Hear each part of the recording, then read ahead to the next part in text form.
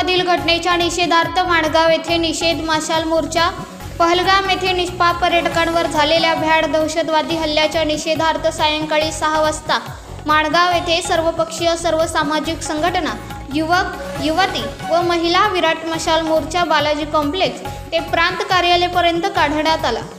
निष्पाप मृतात्म्यांना श्रद्धांजली अर्पित करण्यासाठी समस्त माणगाव तालुक्यातील सर्वपक्षीय सामाजिक संघटना, युवक, युवती व महिला भगिनी मोठ्या संख्येने उपस्थित होते। हल्लेखोरांना व त्यांच्या पाकडी सूत्रधारांना शोध घेऊन त्यांचा समूळ नायनाट करावा अशी मागणी देखील करण्यात आली। स्वराज लाईव्ह साठी प्रतिनिधी दीपक तपके, माणगाव। वंदे मातरम जय